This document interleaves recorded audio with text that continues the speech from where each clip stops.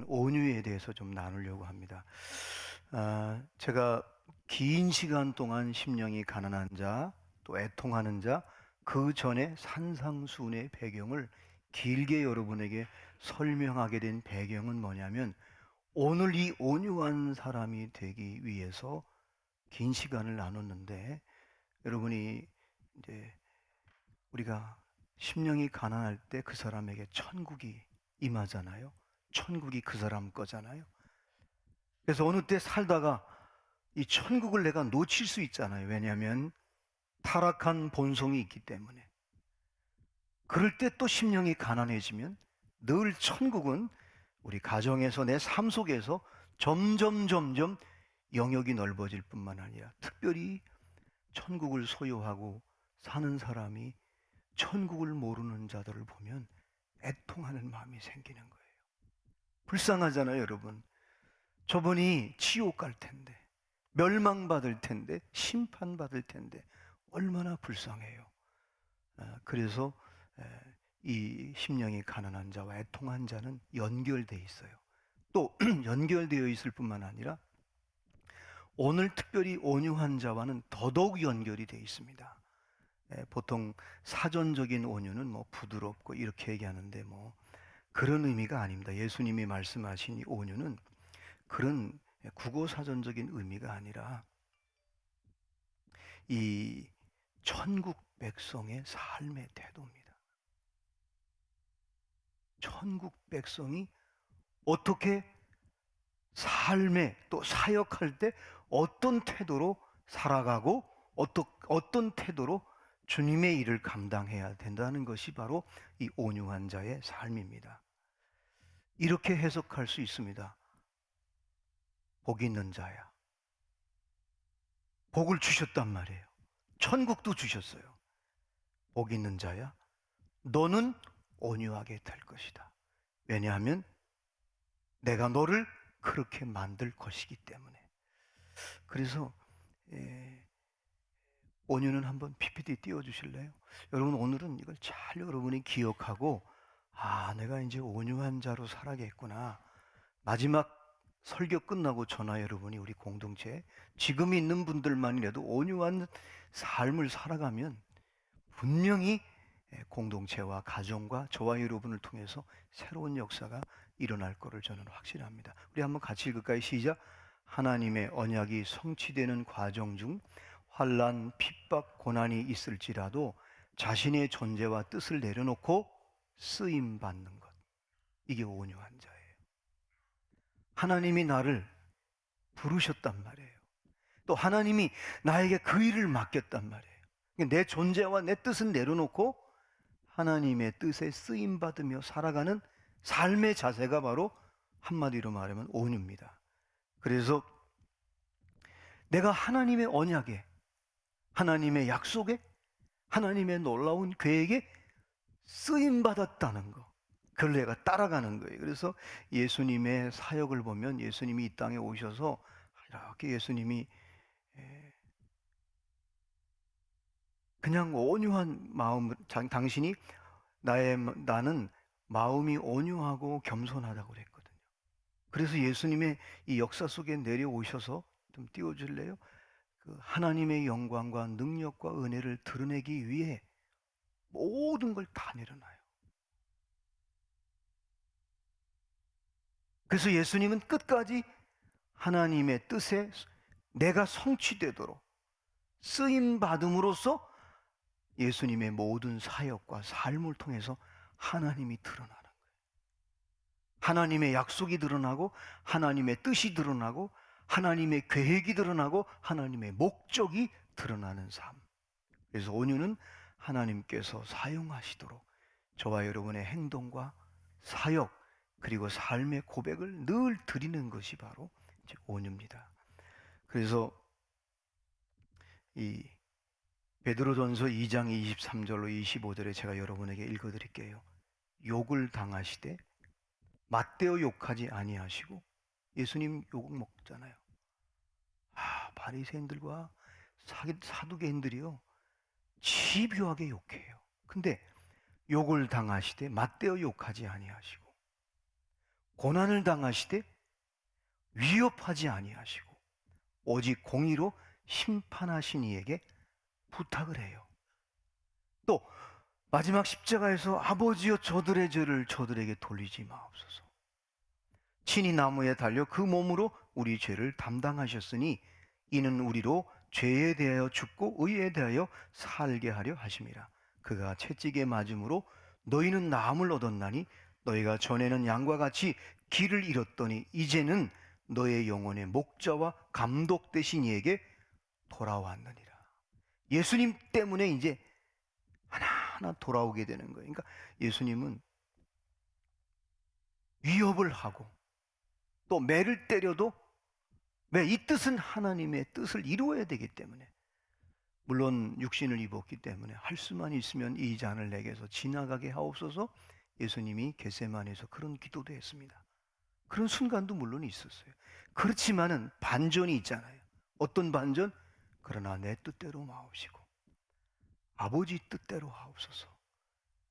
하나님의 뜻에 내가 이끌려서 하나님의 뜻을 이루고 하나님의 목적성을 이루고 가는 것이 바로 온유라는 거예요. 뭐 성격이 뭐 좋고 뭐 성품이 좋고 그런 게 아니에요. 부드럽고 그런 게 아니에요. 여러분, 예수님이 성전에서 뒤집어 엎잖아요. 성기를 내잖아요. 이게 어떻게 온유해요? 아니에요. 성전은 만민이 기도하는 집이기 때문에 잘못된 거에 대해서 이렇게 딱 뒤집어 엎어요. 그런데 또 당신이 우리 모든 인류가 범한 죄에 대해서는 전부 채찍에 맞아요. 왜냐하면 당신이 채찍에 맞아야 우리가 나음을 얻고, 당신이 가난해져야 예수 그리스도를 믿는 자가 부욕해야 되고, 저주를 받아야 저주받았던 우리를 구원낼 수 있기 때문에 예수님이 친히 저주 받는 거예요. 이게 바로 온유라는 거예요. 조금 더 온유라는 말을, 모세라는 사람은 여러분 아는 대로 한 가닥 하잖아요. 승깔로 말하면, 그죠? 이 십계명 같은 거 막 뒤집어 엎어 때려 부셔버리잖아요. 깨트려 버리잖아요. 뭐죠? 그 반석에서 물을 낼 때도 그냥 승기를 내면서 막, 그러면 이게 안 맞잖아요. 모세가, 다윗은 그의 이름 앞에 수식어가 별명 같은 이름이 내 마음에 합한 자예요. 근데 모세는 굉장히 성질이 급해요. 직선적이고. 그런데 모세에게 이름 앞에 붙인 수식어가 뭐냐면 온 지면에 온유함이 승한 사람이다. 온유가 꽉 찬 사람이다. 승하다는 말은 온유로 가득 차 있다는 거예요. 그러니까 여러분, 부드러운 게 아니에요.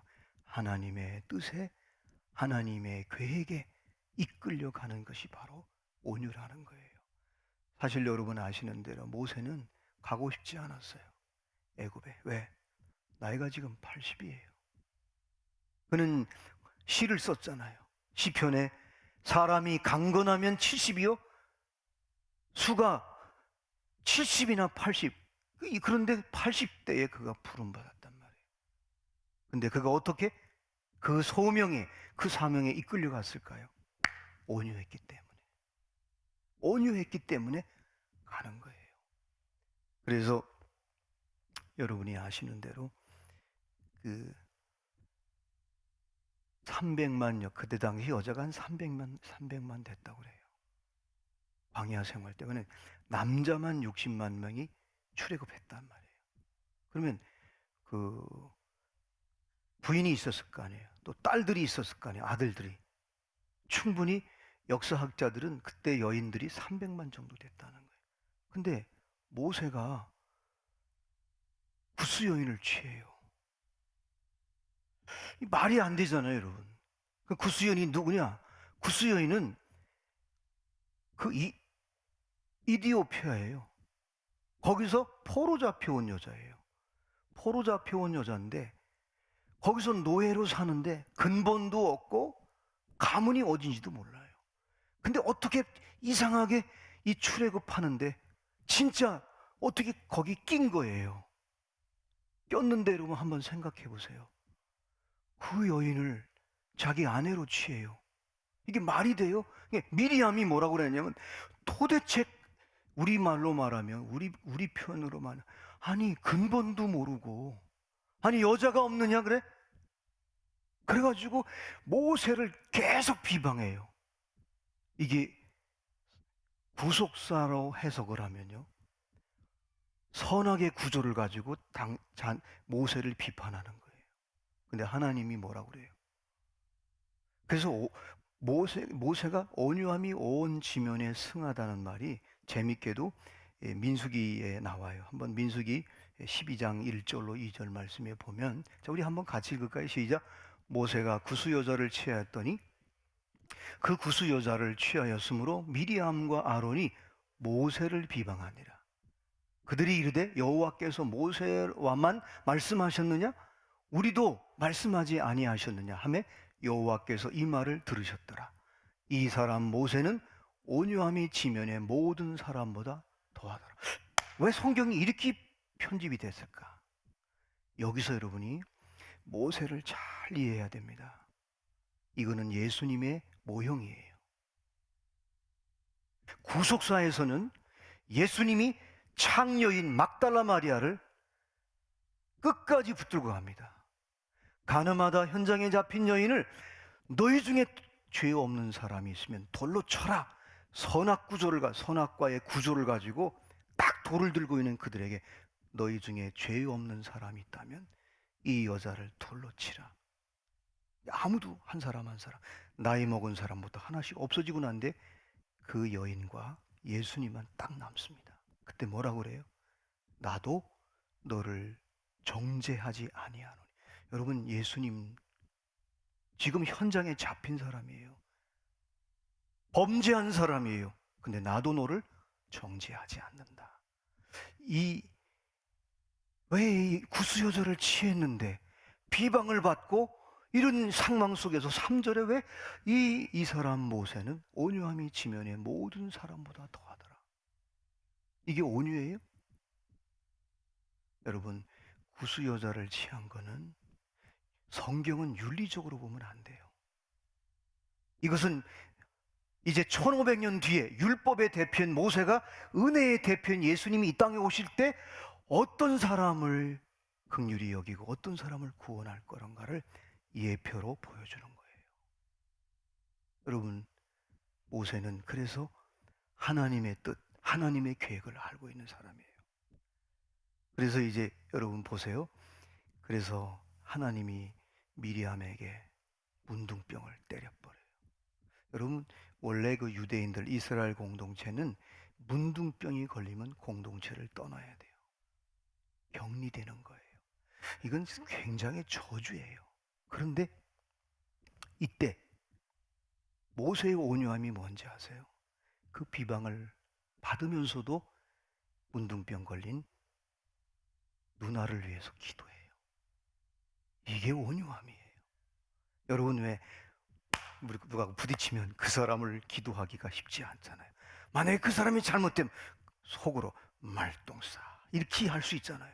근데 모세는 기도해요. 자, 민수기 12장 13절로 16절 말씀해 보면 모세가 여호와께 부르짖어 이르되 하나님이여 원하건대 그를 고쳐주옵소서. 여호와께서 모세에게 이르되 그의 아버지가 그의 얼굴에 침을 뱉었을지라도 그가 이랫동안 부끄러워하지 않겠느냐.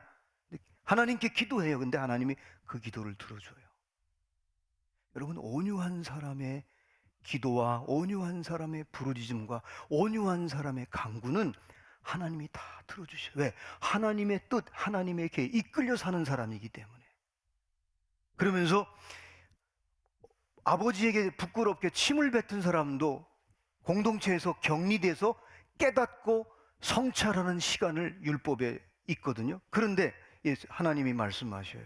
그런즉 그를 진영 밖에 이레 동안 7일이죠. 가두고 그 후에 들어오게 할지니라 하시니 이에 미리암이 진영 밖에 이레 동안 갇혀 있었고 백성은 그를 다시 돌아오게 하기까지 행진하지 아니하다가 그 후에 백성이 하세롯을 떠나 바란광에 진을 치니라.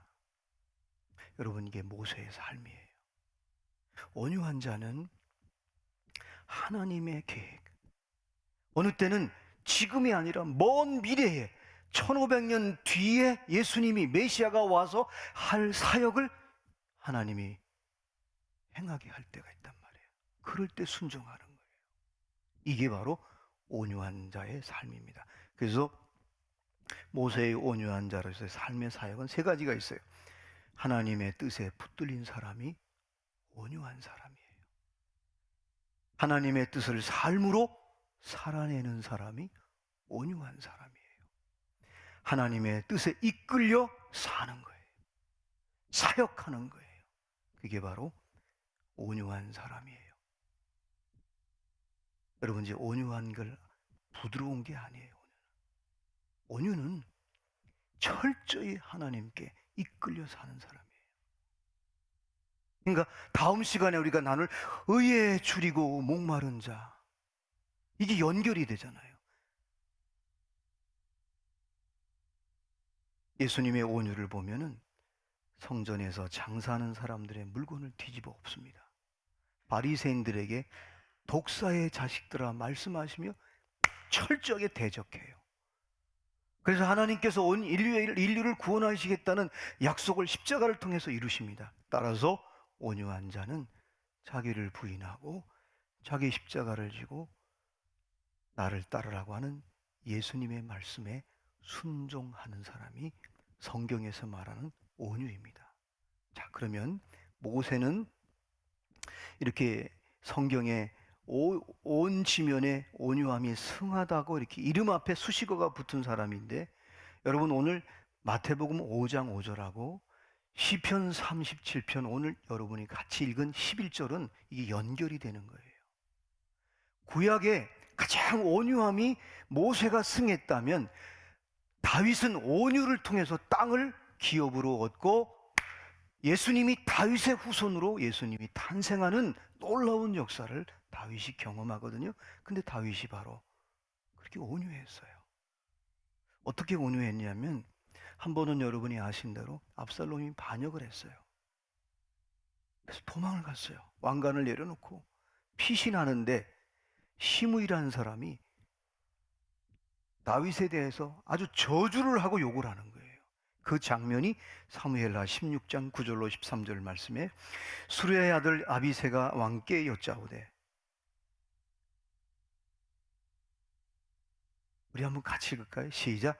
수르야의 아들 아비새가 왕께 여짜오되 이 죽은 개가 어찌 내 주 왕을 저주하리이까?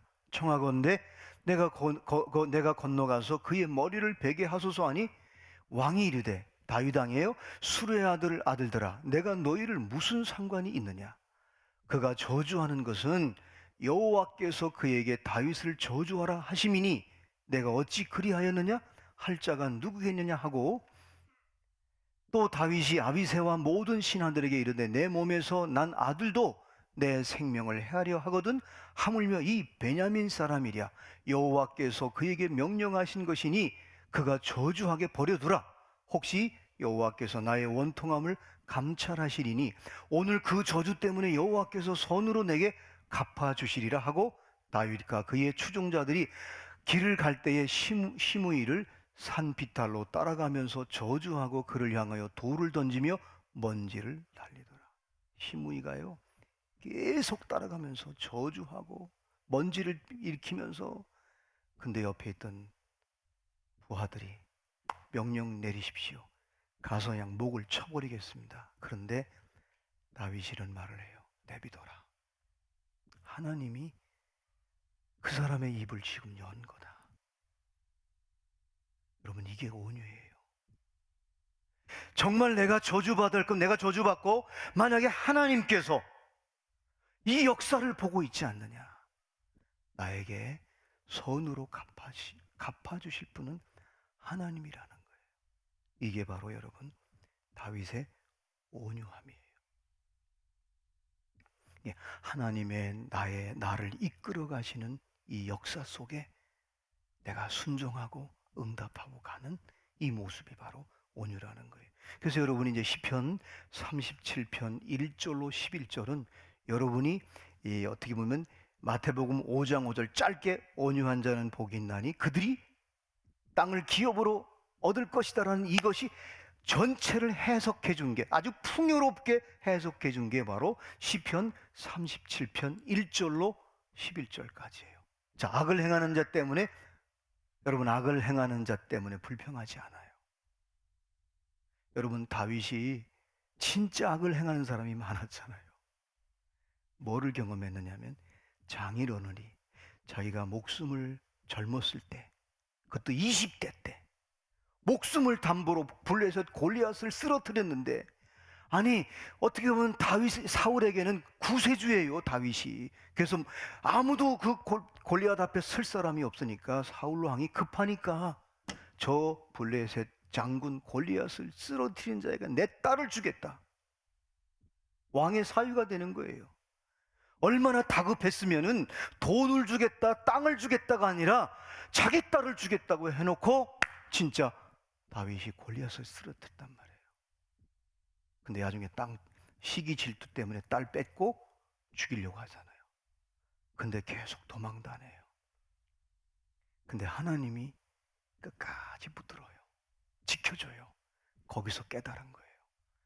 아, 온유는 하나님께, 이것도 뭔가 하나님의, 나에게 이름이 왕으로 기름 부어줬는데 나에게 뭔가 훈련이 있고 뭔가 하나님이 하실 일이 있구나.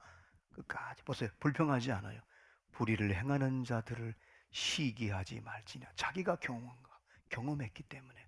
자, 그들은 풀과 같이 속히 배임을 당할 것이며 푸른 채소같이 쇠잔할 것이며.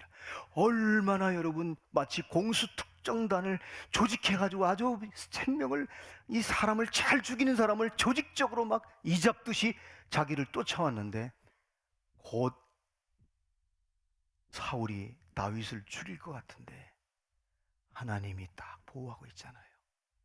근데 어느 날 다 사라지는 거예요. 여러분, 온유한 사람은 하나님이 끝까지 책임져 주고 보호해 주고 인도해 주실 줄로 믿습니다. 그래서 3절에 여호와를 의뢰하고, 이 온유가 뭐냐? 어떤 상황 속에서도 하나님이 나를 택하셨고 나를 부르셨고 내게 사명이 있기 때문에 나는 철저히 하나님을 의뢰하는 거예요. 이게 바로 온유예요. 4절 하나님을 기뻐하는 게 온유예요. 그렇게 고생하며 지금 계속 연속적으로 힘든 일이 있는데도 그는 하나님을 기뻐하는 거예요. 그리고 내 길을 여호와께 맡기는 거예요. 난 내일 어디로 갈지를 몰라, 어디 숨을지도 몰라. 근데 맡기는 거예요. 7절 말씀에 잠잠히 기다리는 거예요. 이게 온유한 거예요. 하나님이 역사를 주관하기 때문에. 자, 넘겨주실래요? 예, 계속해서 9절에도 보면 여호와를 소망하는 자들. 그러니까 온유한 자는 하나님이 그의 생명과 그의 미래를 딱 잡고 있기 때문에 하나님께 소망을 두고 사는 거예요. 잠시 후에는 악인이 없어지는 거예요.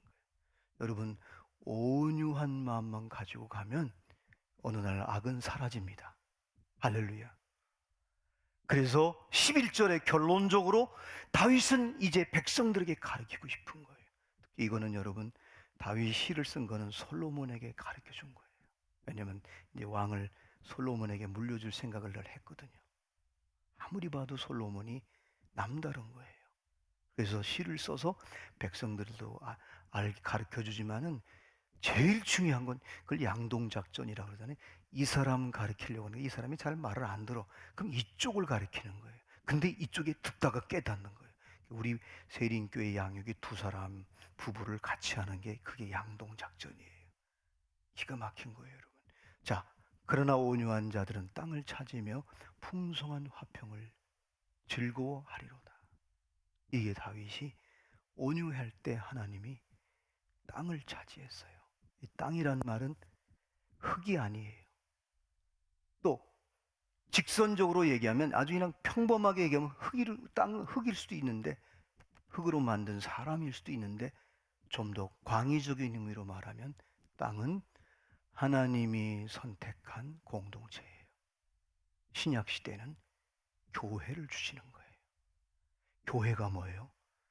그리스도가 머리가 되시고 저와 여러분은 신부예요. 예수 신랑. 그래서 이 땅을 차지하는 거예요. 하나님의 나라가 교회예요? 천국이 교회예요? 이것이 바로 하늘나라에서 완성되는 새하늘과 새 땅, 거기까지도 연결이 되는 거예요. 영원한 기업, 영원한 땅, 새하늘과 새 땅. 그래서 여러분이 아시는 대로 창세기 14장, 11장은 이 선악과를 따먹은 옛사람, 옛 땅의 옛 땅. 근데 아브라함을 불러서 새 사람을 만들잖아요. 새 마음을 주고 새 비전을 주잖아요. 이 경계선상에서 온유한 자에게 하나님은 새로운 땅, 새 마음, 이게 이어져서 새하늘과 새 땅까지 이어지는 역사. 그래서 여러분이 시편 37편 9절, 22절, 29절 말씀에 보면 진실로 악을 행하는 자는 끊어질 것이나 여호와를 소망하는 자들은 땅을 차지할 것이다. 땅을, 그래서 온유한 자는 땅을 기업으로 얻는 거예요. 모세가 여러분 가나안 땅에는 못 들어갔지만 백성들 자체가 기업이에요. 못 건드려요. 이 기업을 여호수아에게 물려주고 하나님이 너와 함께 할 것이다. 너는 좌로나 우로나 치우치지 말고 하나님의 언약 스스로 언약하시고 그 스스로 언약을 성취하시는 여호와를 끝까지 붙잡고 가면 너는 반드시 가나안 땅을 차지할 거다. 이게 모세의 마지막 여호수아에게 당부한 말이에요. 특별히 22절 말씀에 주의 복을 받는 자들은 땅을 차지하고 그의 주의 저주를 받는 자는 끊어질 것이다. 29절에 보면 의인이 땅을 차지하며 거기서 영원히 살리로다. 이게 이제 신약까지 이어지는 거예요, 여러분. 의인만 들어갈 수 있는 땅, 즉 온유한 자만이 들어갈 수 있는 기업인 거예요. 사랑하는 여러분, 여러분은 오늘 이후부터 온유한 자가 이미 됐습니다. 하나님이 선택하셨어요. 하나님이 부르셨어요. 하나님이 저와 여러분을 이끌어 가실 것입니다. 어느 때는 고난의 터널도 지나갈게요. 왜? 강한 사람으로 만들려고. 어느 때는 질병도 줄 수 있습니다. 왜? 질병 걸린 사람에게 위로자로 서게 하기 위해서. 어느 때는 가정에서 엄청난 시련과 아픔과 상처를 받는 것도 그 길로 인도할 수도 있습니다. 왜? 이 땅에 상처받는 자가 너무 많기 때문에. 그래서 여러분, 하나님은요, 저와 여러분이 지난날 모든 것은 만들어진 거예요. 만들어진 것을 통해서 하나님은 그 다음 넥스트 타임에 하나님이 그가 경험한 거를 또 효과적으로 쓰시는 하나님. 그래서 선교학에서는 우리 사명자들을 어떻게 얘기하느냐? 하나님의 효과적인 부르심. 그 사람의 아픔, 그 사람이 아주 유복하게 자랐어요. 그러면 그 유복하게 자란 사람은 그 유복하게 자란 것 때문에 마치 아볼로처럼 성경만 잘 가르치는 사람. 아볼로 목사는 정말 유복하게 살은 사람이에요. 바나바도 부자였어요, 여러분. 부자니까, 여러분, 부유하니까 사도 바울을 데려다가, 다소에서 있는 사람을 데려다가, 여러분, 마음이 넉넉한 사람은요, 자기보다 위대한 사람을 세우는 거예요, 여러분. 이게 하나님의 효과적인 부름입니다. 이 땅이란 말은 계속해서 나와요. 여러분, 하나님의 역사, 구속의 역사, 모든 성경의 역사를 보면은 하나님께 이끌려 사는 사람에게 땅을 주었어요. 공동체를 주었고 나라를 주었습니다. 그래서 여러분이 온유와 땅은 항상 연결되어 있어요. 여러분, 온유하면 여러분 주변 사람들을 다 얻을 수 있습니다. 내가 하나님께 진짜 이끌려 살면 주변 사람들 여러분 하나님이 붙여줍니다. 우리 세린교회는 더더군다나 진짜 온유를 바로 알면 믿음으로, 기쁨으로 행복하게 사역하고 행복하게 살아갈 수 있는 것입니다. 이것이 바로 오늘 온유에 대한 하나님의 놀라운 약속입니다. 우리 조금 건너서 요한계시록 21장 1절로 4절 말씀에 보면 또 내가 새 하늘과 새 땅을 보니 처음 하늘과 처음 땅이 없어졌고 바다도 다시 있지 않더라.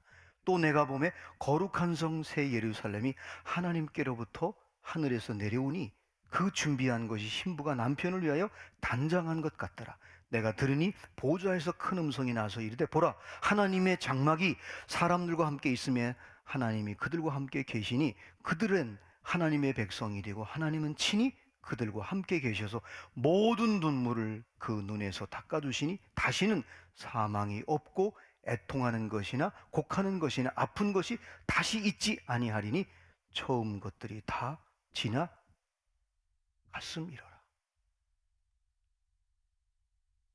멸망받을 바벨론 성, 또 새 예루살렘, 이게 대도되잖아요. 비교되잖아요, 여러분. 저와 여러분이 온유한 마음으로 주님께 이끌려서 사역하고 삶을 살아가면 저와 여러분에게 새하늘과 새 땅, 영원한 기업을 저와 여러분이 누릴 수 있는 거예요. 그거를 선물해 주신 거예요. 그거를 준비해 놓으셨어요. 저는 우리 오늘 수요 예배 나오신 저와 여러분이 예수님께서 영원한 새하늘과 새 땅을 예비해 놓으셨는데 거기에 전부 다 이끌림 받는 축복이 있기를 주님의 이름으로 축원합니다. 온유는요, 이거는 성품이 아니에요. 기질도 아니에요. 하나님의 뜻에 이끌려 가기 때문에 하나님의 기준에, 하나님 나라의 기준에, 말씀의 기준에 맞지 않으면 거침없이 그것을 뚫고 나가는 거예요. 이게 바로 온유예요. 그래서 산상수훈에 나오는 가난한 자, 애통하는 자, 이것과 이렇게 연결되는 거예요. 기업이라고 하는 것은 여러분 상속을 의미합니다. 또 이 기업이란 말은 하나님이 주겠다는 거예요. 여러분, 하나님이 뭐를 안 주겠어요, 여러분? 그죠? 뭐를 안 주겠어요, 저와 여러분에게. 그리고 새하늘과 새 땅을 주겠다고 하나님께서 약속하셨습니다. 천국은 교회입니다. 천국은 교회입니다. 여러분 가정을 교회로 만드십시오. 그래서 온유한 자는 그가 가는 곳이 교회가 되고 그가 가는 곳이 바로 천국이 되는 거예요. 이게 바로 온유의 뜻입니다. 영원한 것에 이끌려 사는 사람, 하나님의 약속에 이끌려 사는 사람, 하나님의 능력에 이끌려 사는 사람, 하나님의 지혜에 이끌려 사는 사람, 그 사람이 바로 온유한 사람입니다. 그러면서 이제 사전적인 의미에 있는 것도 이미 내가 사명자구나. 아까 우리 이찬호 전도사님이 마지막 우리 찬양에 너무 은혜가 안 됐어요, 여러분. 십자가에 그 길, 우리가 가야 할 길. 사랑하는 여러분, 저와 여러분에게 오늘 이 수요 예배에 왜 이 온유한 자에 대한 말씀을 우리가 같이 읽고 같이 깨닫고 같이 나누게 된 배경이 뭘까요? 뜻이 뭘까요? 저와 여러분을 온유한 사람 만들어서 온유한 사람으로 세워서 이 땅에서 하나님의 뜻을 이루고 하나님의 역사를 이루고 하나님의 영광에, 하나님의 능력에, 하나님의 지혜에, 하나님의 놀라운 계획에 우리를 이끌어 가시려고 오늘 이 메시지가 선포된 줄로 믿습니다. 온유하십시오. 그러면 땅을 기업으로 얻게 될 것입니다.